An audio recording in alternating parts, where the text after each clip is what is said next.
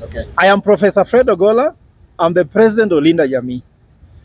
Today we are here in Nakuru County and we are here to address the Bunge la Wananchi and the Nakuru County as a whole, following a declaration that Jamii made with Bunge la Wananchi, CBD in Nairobi, which is the national convener for all the Bunge la Wananchi throughout the country. Bunge la Wananchi is going to be an affiliate member of Jamii, and our aim is to set up 40 town halls in the major 40 cities in Kenya, where we are going to debate the issue of a failed state. What is a failed state? A failed state is whereby the government is not functioning and opposition is confused, judiciary is shameless, and parliament has lost touch with the Wananchi. How is this happening? The president is running the government as if there is no judiciary, as if there is no parliament, as if there is no any independent institution that can check him. He believes that he is unstoppable. He can do anything. In fact, he threatened us who took him to court about the house levy, saying he will use a sword. But the fact that he's saying he uses a sword simply means that he doesn't know that the sword is also governed by the Constitution. The sword is not superior to the Constitution. In fact, the issuing of the sword to him was governed by the Constitution. And you cannot use the sword the way you want. Use the sword according to the Constitution. And let me tell the president, you are only unstoppable if you are going with the Constitution.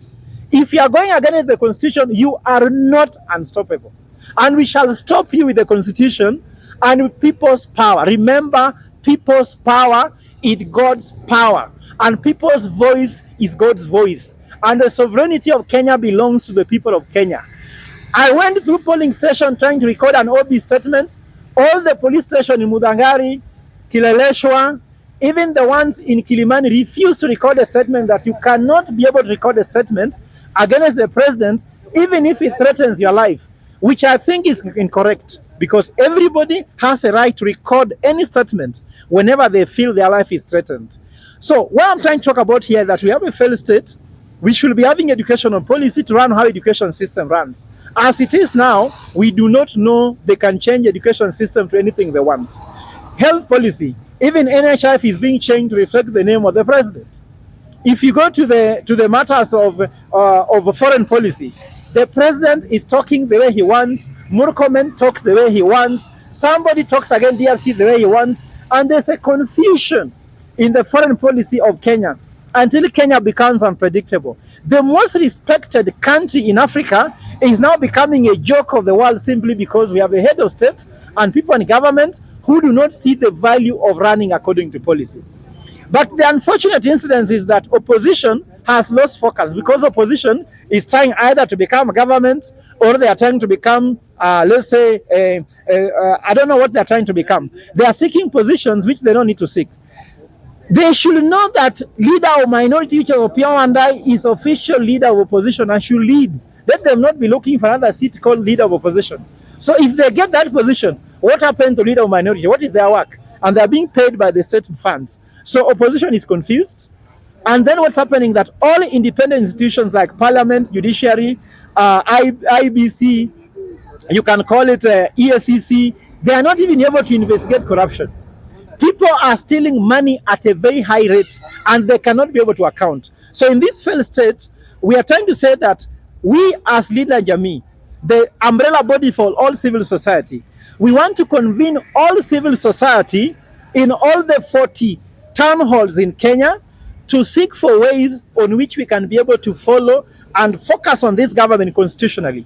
Because if we keep quiet, the government wants us to feel helpless. The president wants us to feel helpless and powerless. When he wants to make us feel helpless and powerlessness, that is what is called the making of a dictator. A dictator must make the subject feel helpless and powerless. And let me tell Mr. President, we are ready to die and we will be helpless when we are dead. But when we become dead, our spirit will be more powerful than any spirit that is you are seeing alive. Remember, Osama bin Laden is more powerful dead than alive. So if you want to kill those who want to fight with you in this battle, you will kill very many because very many Kenyans are coming. Prepare so many guns. Prepare very many people to arrest. Prisons will be full. and prepare also money for burial, because bodies will be buried in large amounts. So we have heard that the president said that the economy is in good shape and he has stabilized the economy, and soon we shall be feeling better. I arrived in Nakuru town here around 8 o'clock. I have driven around Nakuru. There is no sign of Christmas. There is no sign. Even if you look here, even there is no decoration. You cannot see Christmas in Nakuru. Why? You find that the reason is the economy is not performing well, because I don't know which parameters the president is using. One, inflation has reached now almost 12%. Secondly, interbank lending rate is around 14%. There's no money. Kenyans are going even to the bank to borrow money, even to eat Christmas. There's no one who is even qualified to borrow money from the bank. There's no money in circulation. There's no money for capital to start a business. The inflation is very high. Cost of living is very high. Kenyans are not traveling. Everyone is staying with their families in Nairobi, Nakuru, Naivasha. There is no party. I'm not even hearing vehicles moving around announcing that today we are going to dance or Ogola where. There's nothing. It means that the only celebration taking place is in State House. With which money? With our money.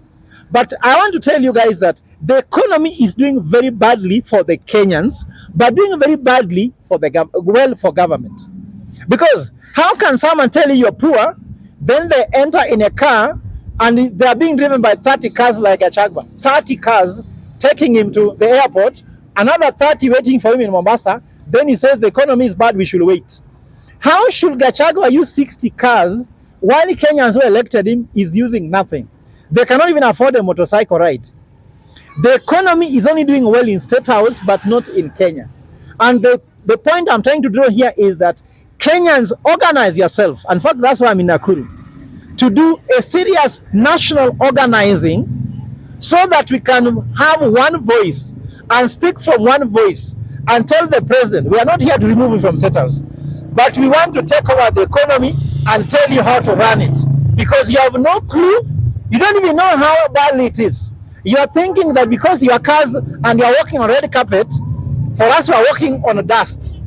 You walk on red carpet, we are walking on dust. So you are thinking the economy is performing well, because if the president will visit Nakuru today, the repair any road is going to pass. So he doesn't know what's happening. They're going to just put some sand on top of it and some black thing on top. They think the economy is good. Tomorrow, look at this soil is all rubbished.